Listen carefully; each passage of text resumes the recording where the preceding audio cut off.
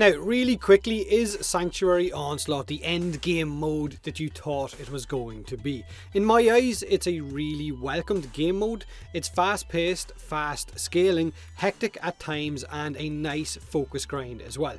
You can passively earn large chunks of focus without having to go through the mundane efforts of rerunning Adaro or Hydron to max out your daily focus cap. It's less of a grind for people who hate those methods.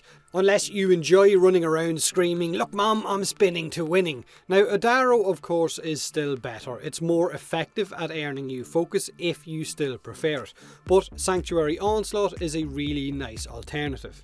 And let's not forget that Digital Extremes have mentioned more than once on past dev streams that they hate the Adaro way and will look to address it at some point. So of course go ahead and clench those butt cheeks in preparation.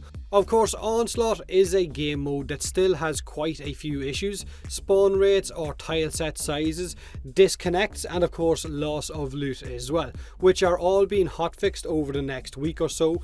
But once these get fixed, I think Digital Extremes did a really good job on the Sanctuary Onslaught. I mean, it's not Lenaro, so it's a fucking win straight away, but it has issues that are hopefully being addressed.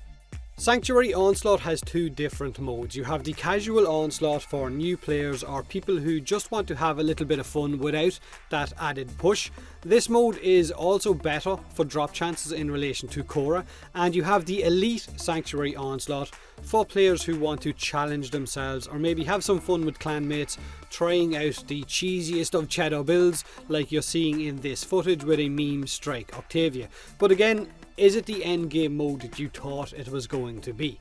Honestly, I've kind of given up on the idea of the perfect end game for Warframe. At this stage, I don't even know what that would be. I think it's a bit of an enigma now that we've fixated on in the community for way too long, and what I want or think should be endgame won't be what you want or what Billy wants or what Jimmy wants either, but quite frankly, fuck Billy and fuck Jimmy. Everyone has a different idea of what endgame should be, but even games like Warcraft suffer from an endgame identity once you have that initial content cleared. It's more or less back to standing on the steps of Stormwind or hanging out outside the bank in Ogrimmar to show off your looks. So basically, once you get to that, I guess, veteran status in other games and you've completed all of the content, then you're left looking for endgame that was never really there in the first place because you've nothing left to do. And I think that's the way a lot of us feel in Warframe right now as well, myself included. So I kind of wanted Onslaught to be this endgame mode, and I personally don't think it is, but it is a really fun game mode nonetheless, and one that I will spend a lot of time in. It's basically another option outside of survival, outside of different missions. You can jump into Onslaught as well, and even with the Kuva survival now as well. Now, having the Elite Sanctuary mode and the normal game mode is a good balance. It's not locking anyone in the player base out of content or alienating them. You can play whichever you want depending on your mood. Now, the Elite mode is by no means hard. It's really not, and it's especially not if you're running the current meta of Trinity and some MAME Equinoxes, or a MAME Equinox with some range Spore Saren, or even Octavia with a stealth spin to win to keep your whole squad stealthed, with all of them going around with memeing strikes. The Elite enemy scaling also feels a little bit off. Level 140 enemies feel more like normal survival level 50 enemies, and they die really quickly, and the loot as well with the Elite Sanctuary Onslaught doesn't feel overly rewarding enough to push yourself past zone 8 unless you're just pushing for the leaderboards or for some fun with friends.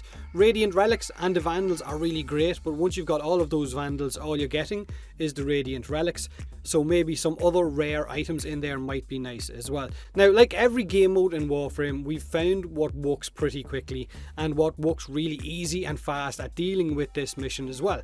It's what we do as a community in Warframe. We find the easiest way to get missions done, and considering Onslaught is all about killing as many enemies as quickly as possible in order to keep going, well, we're going to use the tools at hand to get the job done as efficiently as possible. The good thing about Onslaught is that abilities can get locked down if you use them too much. Spamming an ability will mean Samaras will be an absolute dick and he will lock it on you for a few seconds. But sometimes I feel like maybe that still isn't enough to make this game mode challenging.